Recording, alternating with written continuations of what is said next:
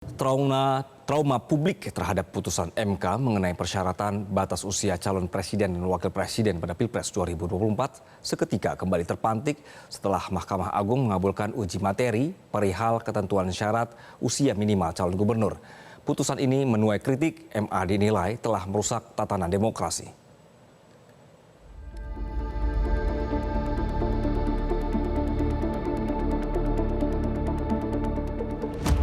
Mahkamah Agung mengabulkan permohonan Partai Garuda terkait aturan batas usia calon gubernur dan wakil gubernur minimal 30 tahun. Dalam pertimbangannya, Mahkamah Agung berpandangan pasal 4 ayat 1 huruf D dalam PKPU nomor 9 tahun 2020 bertentangan dengan Undang-Undang nomor 10 tahun 2016 tentang pemilihan gubernur, bupati, dan wali kota. Atas putusan ini, MA memerintahkan KPU RI untuk mencabut pasal 4 ayat 1 huruf D di PKPU. Dengan demikian, seseorang dapat mencalonkan diri sebagai calon gubernur dan calon wakil gubernur apabila berusia minimal 30 tahun ketika dilantik, bukan ketika ditetapkan sebagai pasangan calon. Dalam konteks prinsip berkepastian hukum, KPU RI masih menunggu salinan putusan tersebut.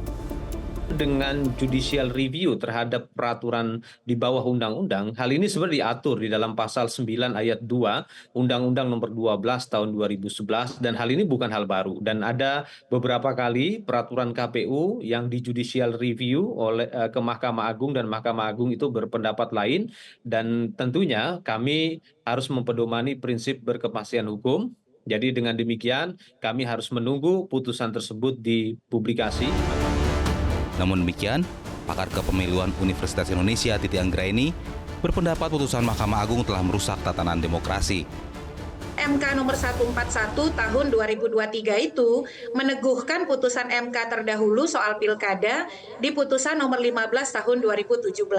Jadi memang ini agak aneh ya Mahkamah Agung ini menurut saya, karena dia salah satu pertimbangan hukumnya itu adalah ketika dia menyatakan ada ketidakpastian hukum dan ketidakadilan sebab KPU ini pernah menerbitkan aturan yang berbeda. Sementara pengamat politik Burhanuddin Muhtadi mengatakan, secara norma, keputusan MA tersebut lebih spesifik untuk diarahkan kepada salah satu pasangan bakal calon wakil presiden. Putusan MA sekarang jauh lebih spesifik untuk dikaitkan kepada salah satu bakal calon wakil gubernur yang kebetulan usianya itu persis ya 30 tahun ketika pemilu kada itu dijalankan kurang lebih 2 minggu setelah jadwal pilkada tanggal 27 November. Jadi poin saya, putusan MA ini kalau misalnya benar ya sudah diterbitkan secara resmi oleh Mahkamah Agung, itu justru normanya jauh lebih mengarah kepada Mas Kaisang. Beda dengan MK. MK itu normanya lebih umum sebenarnya.